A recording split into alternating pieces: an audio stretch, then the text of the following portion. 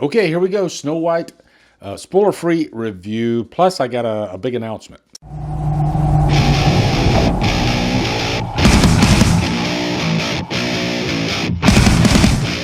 Disney's Snow White stars Rachel Zegler, Gal Gadot, and is directed by Mark Webb. Find Snow White.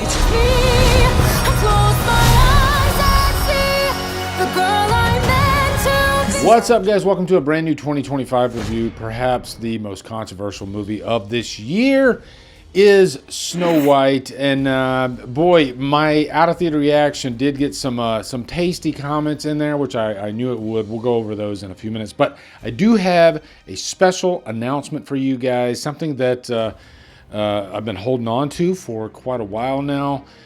My wife has been writing a novel, a book, a fantasy book for the past year.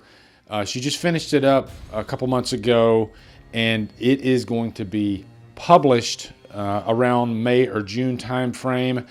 Little backstory, I've talked about my granddaughter Delilah a few times. One thing that I never really tell you guys is Delilah has a rare seizure disorder called Dravet syndrome. And it has been a rough run through her life, but I will say this last year has been a blessing. They got her medications, I guess, evened out the way they needed to. And she has been seizure-free for the last year. But the reason I bring her up is because my wife has been so moved by this experience. And you all know that my wife is a writer. And she wrote an actual story with Delilah as the main character. I've actually read the book, and I prepared some notes here so I can quickly tell you what the story is actually about. The story is about Delilah, a 12-year-old girl who struggles to fit in until a life-threatening seizure lands her in a medically induced coma, and she is transported to a magical world through an indigo door in her mind. Once there, the creatures of the hidden herald Delilah as the traveler from the stories of old, whom they believe is destined to defeat the ghastly Grimm, the malevolent being terrorizing their land. With the help of new friends, Delilah must navigate great dangers, confront her insecurities, crack codes, solve riddles, discover her powers, save a dragon, and transform what she once saw as a weakness, her so-called disability, into her greatest strength to survive. And did you guys know that only 3.4% of children's books feature a disabled protagonist? And so we're hoping to change the literary landscape with your support. But anyway, what you guys need to know is that there is a pre-order that's going to be going up soon, and the book, we're looking for a May or June release time frame, and you'll definitely want to get on the pre-order and definitely want to jump on this as soon as possible when it releases, because that's when you're going to get the best deal for the book, like a really crazy good deal. Okay, so I just wanted to put that out there. This is, big stuff. We got a big illustrator. I'm waiting to show you what the cover of the book is going to look like. The illustrator is a big name. And I'm not going to reveal who that illustrator is just yet. There's certain things that I want to give you guys, but certain things I want to hold close to the vest until the time is right. So look for that. We are super excited about it. I'm super proud of my wife, for writing this whole thing. And boy, is it a very ambitious story, okay? Fantasy story. So look for that. But now we're going to dive into the controversial Disney's Snow White spoiler-free review. So first off, let's give you a quick plot synopsis before we dive into my likes and dislikes about this movie, even though if I like anything, it's really, really controversial to a certain audience. They get really pissed off, as I saw in my comments. But the story here is the classic Snow White tale, and I was kind of surprised that they didn't really try to push the envelope too much with the story. It pretty much follows the exact story of the original. I haven't seen, I think, all the way through the original Snow White, but I'm pretty aware of the story. And this did not really ruffle any feathers whatsoever. I didn't think it like girl bossed or anything like that. I know that's a controversial thing these days too. She is the daughter of this, the king and the queen. And let's just say that Gal Gadot plays the evil queen, and she wants to be the fairest of all, and she wants to take over the kingdom. And the surviving heir is Snow White, who is sort of banished. She sends her off, and she sends the huntsman to kill her. And we all know the story. He doesn't kill her. Snow White is She's the fairest of all, not because of just her physicality, but also what's inside here, which is also the message that I think a lot of people this day and age don't get. All the jokes on Rachel Zegler were, how in the hell could she be fairer than Gal Gadot? But that's not really what the story is about. It's about what's on the inside. And yes, I think they do acknowledge the outer beauty as well, but it's a package deal. It's not just you have outer beauty, but you're just ugly inside.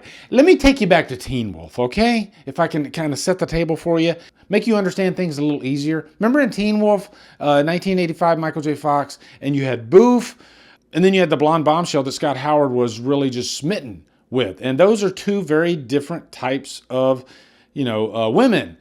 You take it as the Ginger and Marianne type thing. And by the way, most people on Gilligan's Island, they preferred Marianne. And I think a lot of people, they preferred Boof in that story because Boof was more of a down-to-earth, had a really good heart. She wasn't narcissistic. She wasn't superficial.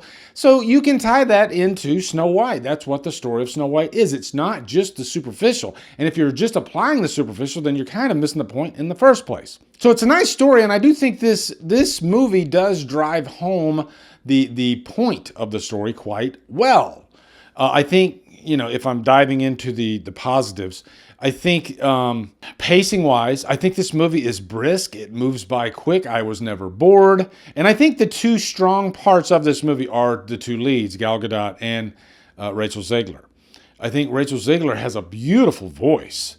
And I think the camera does love her. I remember her in West Side Story, and she was phenomenal in that. And she just has a very pleasant voice. And I gotta say, I wasn't over the moon for the music in this movie, but I did like the songs. I didn't think the songs were as great as maybe some other musicals that I've seen in the past, but I still thought they were pleasant to listen to. I think Mark Webb's direction was really nice. I like the world building in this, especially the part where she gets into the forest and you get the more almost like horror elements. I wish they would have stayed in that area a little longer. And I did like when the evil queen turns into the haggard old lady. I liked the look that Gal Gadot had in those scenes. So I think overall, if you have a family and you have children, there was a lot of children at the showing that I went to, and everybody was loving it. They were having a really great time. And you know what? What more can you ask for for a family? Taking your kids to a nice Disney movie like this, and you can enjoy it too, right? It's not going to be your favorite movie of the year, but you can enjoy it too. And before I get into the cons, let me just say, those comments in my out-of-theater reaction, I swear, there are some idiots in this world. Some real freaking idiots. I'll read you a couple of them. So I got one here. He says, how much did Disney pay you to say that? I'm not watching this trash movie. And I said they gave me free admission to your mom's house because I can't help it to go to the lowest common denominator and give you a mom joke. I just can't help it, okay? They're too fun and too easy. Next one is, I think you went in wanting to like it. You're an idiot. I go into every movie wanting to like it. Are you really that dense? Oh my God, you freaking moron. Jesus. My reply was, of course, I never go into any movie wanting to hate it. Although that's an audience these days. They want to hate this movie. So many people wanted to hate this movie so much before it came out, which I think is just a weird thing about this day and age. And then the last one, he says, you have become a joke. You like basically everything, no matter how bad it is. And I literally just gave negative reviews for The Electric State. And Mickey 17, I kind of gave it in the middle, but more on the low side. There was a lot I did not like about Mickey 17. And I hit below the belt and I said, but you keep being the dumbass that you are. So, yeah. I like how people make assumptions off of one review. Like, they automatically assume, oh, he liked Snow White, so he must love everything if he likes Snow White, which makes no sense whatsoever. Do a little homework, Look into my previous reviews. I literally have a section of reviews called Hot Relish, Rips a New A-Hole, and I have plenty of those videos. So believe me, I have a lot of movies I don't like, and I actually enjoy ripping them apart. Okay, diving into the cons of this movie, the freaking dwarves are just horrendous looking.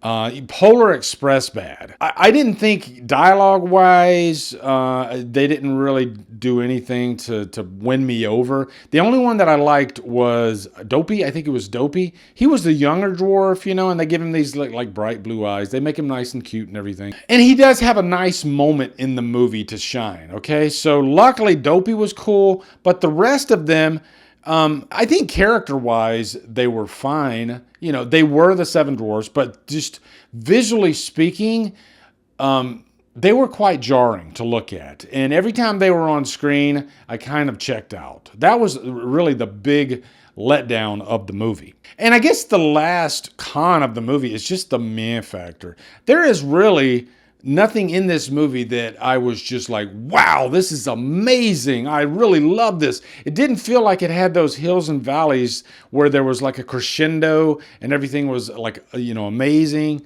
It just did not get you to that level at all. It was just fine. That's what the movie was. It had the meh factor. It was a 3 out of 5 type movie, maybe a little lower.